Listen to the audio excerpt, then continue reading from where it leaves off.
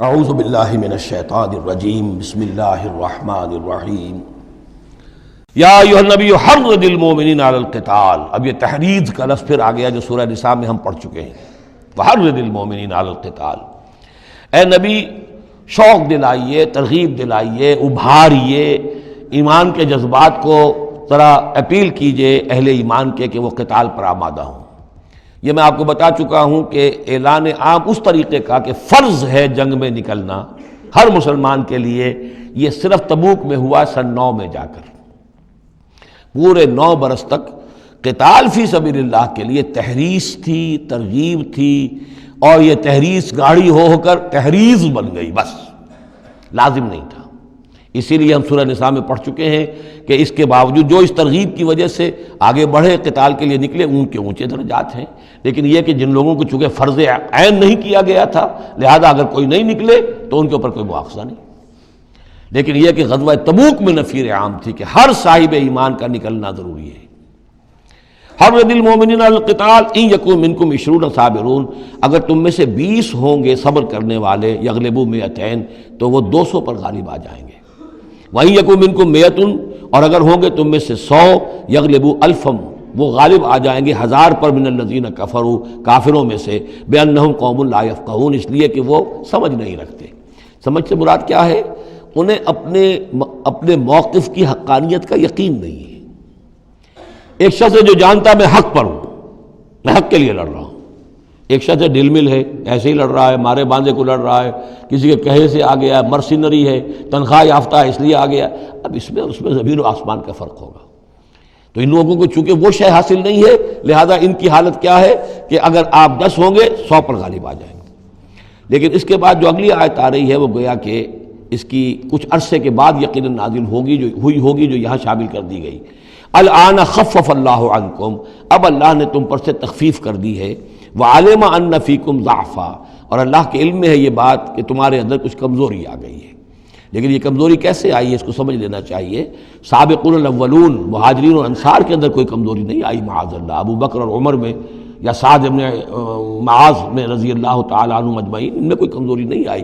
لیکن جو نئے مسلمان آ رہے تھے، جن کی ابھی تربیت نہیں ہوئی تھی، اوسط گر رہا ہے۔ ظاہر بات ہے جو نئے لوگوں کی تعداد بڑھ رہی ہے، جن کی تربیت اتنی نہیں ہوئی ہے، جن کے اندر ایمان ابھی اتنا گہرا نہیں اترا ہے، اتنا راسخ نہیں ہوا ہے، تو اس کے حوالے سے اب فرض کیجئے کہ 1000 کے اندر پہلے تو ایسے ہوتے تھے کچے پکے جو ہیں وہ 20 ہیں، 50 ہیں، 100 ہیں۔ اب یہ ہے کہ ان کی تعداد بڑھتی جا رہی ہے، اگر تو نتیجہ کیا ہوگا کہ اوسط جو ہے وہ گر جائے گی۔ اس اوسط کے اعتبار سے اب تمہارے اندر کچھ کمزوری آ گئی ہے۔ فَإِن يَكُن مِّنكُم 100 صَابِرَةٌ يَغْلِبُوا 200، اب بھی یہ ہے کہ اگر تمہارے اندر 100 ہوں گے کہ جو صبر کرنے والے ہوں گے وہ 200 پر غالب آ جائیں گے۔ وَإِن يَكُن مِّنكُمْ 1000، اور اگر تم میں سے 1000 ہوں گے، يَغْلِبُوا 2000 بِإِذْنِ اللَّهِ، تو وہ 2000 پر غالب آ جائیں گے اللہ کے اذن سے۔ وَاللَّهُ مَعَ الصَّابِرِينَ، اور یقیناً اللہ صبر کرنے والوں کے ساتھ ہے۔ مَا كَانَ لِنَبِيٍّ أَن يَكُونَ لَهُ أَسْرَىٰ، اب یہ ایک اور بہت نازک معاملہ ہوا جو غزوہ بدر کے بعد، کہ وہ جو 70 قیدی پکڑے گئے ان کا کیا کیا جائے۔ جو قریش کے 70 قیدی، اب اس کی ایک شکل تو یہ تھی، مشاورت کی حضور نے، حضرت ابو بکر کی ایک رائے تھی، حضور کی اپنی رائے بھی وہی تھی، اس لیے کہ جو مزاج حضور کا تھا، آپ شفیق، نرم، رؤوف، رقیق القلب، یہی معاملہ حضرت ابو بکر کا تھا۔ حضرت عمر تھے سخت، اشدہم فی امر اللہ عمر، حضرت عمر کی یہ رائے تھی کہ ان سب کو قتل کر دینا چاہیے۔ اگر ہم نے فدیہ لے کر یا قوم معاف کر دیا، ویسے ہی یہ چھوڑ دیا، یہ پھر دوبارہ آئیں گے، کفر کو تقویت حاصل ہوگی۔ تو اس کو تو جب تک کہ کفر کی کمر ٹوٹ نہ جائے، یہ سانپ جو ہے جب تک کہ پوری طرح کچلا نہ جائے، اس وقت تک جو ہے ہمیں کوئی نرمی نہیں کرنی چاہیے۔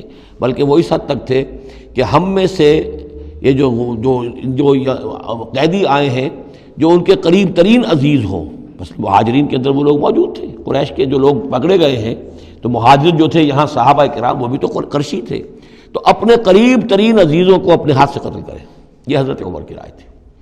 حضور صلی اللہ علیہ وسلم کی رائے اور حضرت ابو بکر کی رائے بھی یہ تھی کہ نہیں، نرمی کی جائے، فدیہ لے کر چھوڑ دیا جائے۔ فیصلہ ہو گیا، اس پر عمل ہو گیا، لیکن پھر جو یہ آیت اتری ہے یہ پھر بہت سخت ہے۔ اس میں اس فیصلے کو غلط قرار دیا گیا، اگرچہ فیصلہ ہو گیا ٹھیک ہے، لیکن یہ کہ اس کے اوپر گرفت ہوئی ہے کہ یہ نہیں ہونا چاہیے تھا۔ یہ مضمون بنیادی طور پر یہ سورہ محمد میں آئے گا صلی اللہ علیہ وسلم، اور وہاں تفصیل کے ساتھ اس کی پوری بات آ چکی ہے۔ اور چونکہ سورہ محمد سورہ بقرہ سے بھی پہلے نازل ہو چکی تھی، سورۃ القتال، اس حوالے سے یہ بات جو ہے بہت اہم ہے کہ اس میں یہ قاعدہ قانون آ چکا تھا۔ اس کے باوجود اس بات کا ہو جانا یہ گویا کہ ایک طرح سے ایک کوتاہی ہوئی ہے، وقتی طور پر نظر انداز ہو گیا اللہ تعالیٰ کا مستقل حکم۔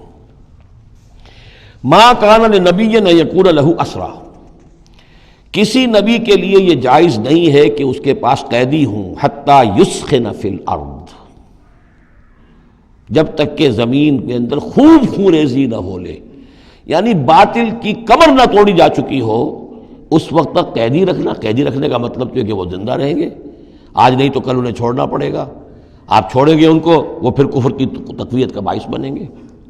تریدون عرض الدنیا، تم دنیا کا ساز و سامان چاہتے ہو، یعنی فدیہ ملے گا، مال ملے گا۔ اب یہ ظاہر بات ہے کہ نہ حضور کی یہ نیت ہو سکتی تھی معاذ اللہ، اور نہ حضرت ابو بکر کی، لیکن اللہ تعالیٰ کا معاملہ ہے، جب وہ اپنے نبیوں کے اوپر بھی کبھی گرفت کرتا ہے تو بظاہر الفاظ بڑے سخت ہوتے ہیں، بظاہر بڑے سخت ہوتے ہیں، تو اس کے اندر وہ سختی موجود ہے۔ ظاہر بات ہے کہ یہ بات نہ حضور کے لیے نہ حضرت ابو بکر کے لیے۔ تریدون عرض الدنیا، تم دنیا کا سامان چاہتے ہو، واللہ یرید الآخرہ، اللہ کے پیش نظر آخرت ہے۔ سورہ محمد کی آیت نمبر 4 میں یہ پورا قانون آئے گا، ہم وہاں پڑھ لیں گے۔ واللہ عزیز حکیم، اور اللہ تعالی عزیز اور حکیم ہے۔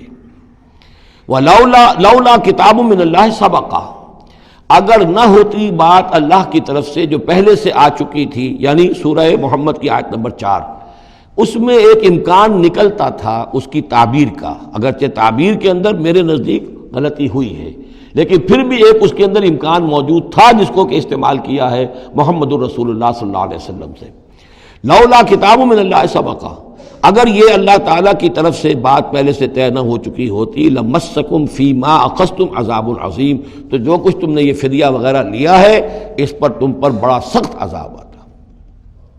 قانون ہم سورہ محمد میں پڑھیں گے کہ وہ کیا تھا، اور اس کی انٹرپریٹیشن کے اندر یہاں حضور نے کس جگہ سے گنجائش نکالی۔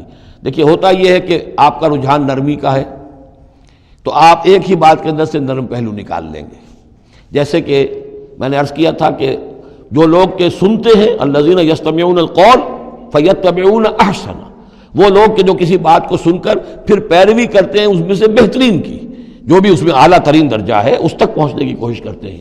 لیکن طبیعت کے اندر اگر نرمی تھی تو اس نرمی کی وجہ سے حضور نے اس کے اندر ایک اپنے لیے گنجائش نکال لی، لیکن چونکہ اس آیت کے اندر وہ گنجائش واقعتاً موجود ہے، لہذا فرمایا اگر وہ نہ ہوا ہوتا، لولا کتاب من اللہ سبقہ، اگر وہ آیت پہلے نازل نہ ہو چکی ہوتی، لمسکم فیما اخذتم عذاب عظیم، تو تم پر جو بھی تم نے لیا ہے یہ فدیہ وغیرہ، اس پر تم پر بڑی سخت پکڑ ہوتی اور عذاب آتا۔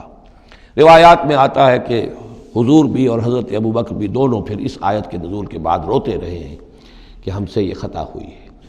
بہرحال خطا اجتہادی ہے، کوئی غلط اس طرح کی نہیں ہے کہ کسی صریح حکم کی خلاف ورزی کی گئی ہو، وہ یہ ہے کہ جو بھی اس میں رعایت رکھی گئی تھی اس کو آپ نے اپنے اجتہاد سے اس کے اندر سے جو بھی نرمی کا پہلو تھا وہ نکال دیا۔